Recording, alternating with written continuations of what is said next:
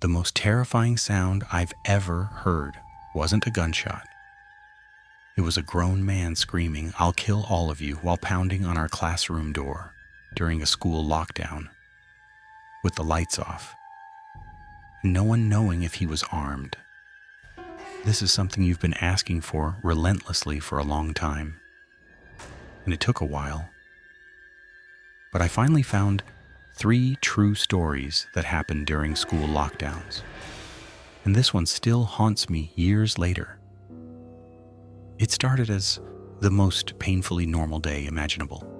Calculus on a Friday, 7th period.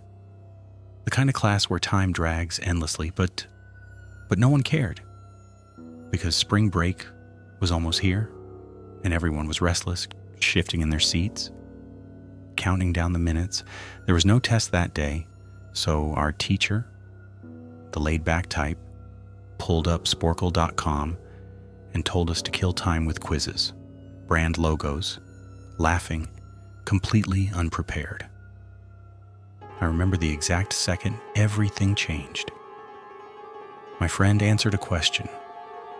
The answer was Adidas died, and immediately after, the loudspeaker crackled to life. It was the dean, and something was wrong. His voice was shaky, panicked, barely controlled. He said, "This is not a drill. All teachers initiate lockdown immediately."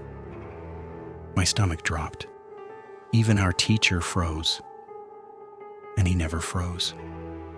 He rushed to shut off the lights, locked the door, and waved us into the far corner of the room. We sat in complete silence.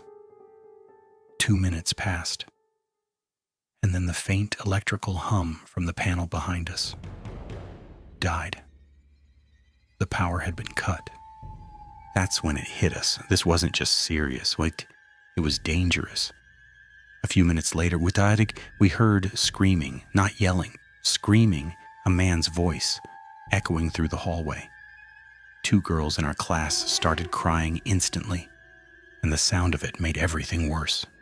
The screams got closer. Then came the banging, lockers being slammed as the man moved down the hall, screaming at the top of his lungs, "I'll kill all of you."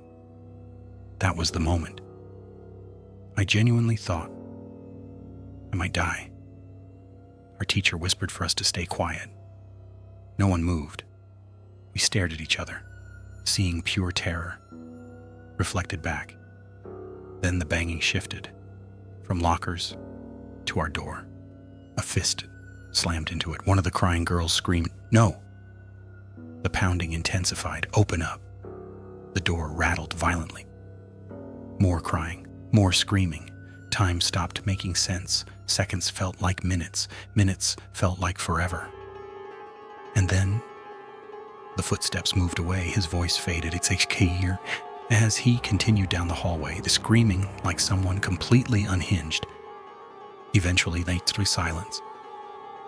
About 10 minutes later, though it felt much longer, the loudspeaker came on again. The dean explained that a mentally unstable man had entered the building and assaulted the woman at the front desk, causing her to flee the school screaming. Staff didn't know if the man was armed. At the time, the school had no cameras, no real security. Anyone could walk right in. After searching the hallways and classrooms, they couldn't find him. Teachers were told to resume class, with doors locked, and no students allowed to leave for any reason. But the most disturbing part came later. That night, a janitor found the man asleep inside a storage closet at the back of the school. According to rumors that spread among students, a .44 Magnum was visible in his pocket. The janitor must have made a mistake, maybe leaving the door open, because the man woke up. By the time police arrived, he was gone. To this day, no one from my class knows if he was ever caught. I like to believe. He eventually got the help he needed. Part of me still remembers sitting in that dark classroom, listening to fists slam against the door, and wondering if it was about to open.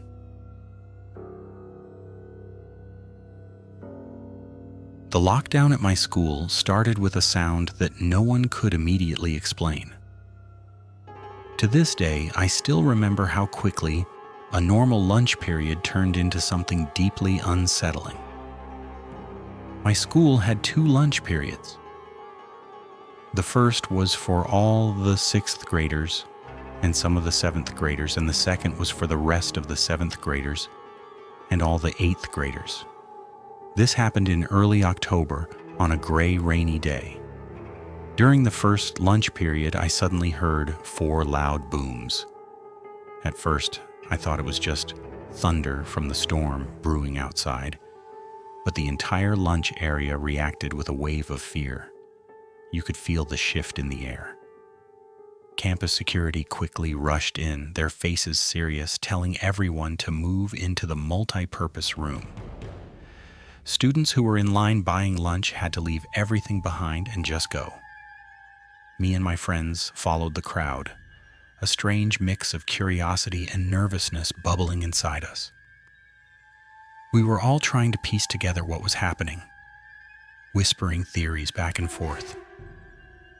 The multi-purpose room at our school was huge, with a back wall made entirely of clear glass that overlooked the street. As we were being escorted inside, the security guards pulled the heavy curtains closed, and adults were positioned at every single exit, their stances rigid. My friend Eric, just as curious as the rest of us, went up to one of the adults to ask what was going on. When he came back to our group, his face was pale. He explained that there was a man living in one of the houses directly across the street from the school. Apparently, he was emotionally unstable, had locked himself inside his home, and was refusing to cooperate with the police. What really got to us was that he had been seen outside near the school, watching students in a way that had made the staff extremely uncomfortable. That was the reason for the lockdown. It turned out this man had a disturbing history, and just knowing that sent a shiver down everyone's spine. We were so close, right across the street. We stayed locked. Inside that multi-purpose room for almost an hour, missing 2 full class periods, we got very little information about what was happening outside, which only made our imaginations run wild. Every little sound from the hallway made us jump. Eventually, the announcement came that the situation was under control. We were escorted back to our classrooms, one small group at a time, trying to act like everything was normal, even though none of us felt normal at all. The rest of the day was just a blur. Later, I found out something that made the whole experience even more chilling.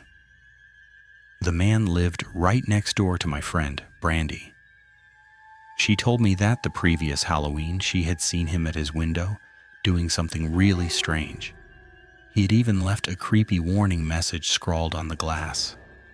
At the time, she and her family just assumed it was some kind of elaborate Halloween prank. But after the lockdown, we all realized it was a serious warning sign. Looking back, we were just incredibly grateful that he never got any closer to us than he did. It's a day I will never, ever forget.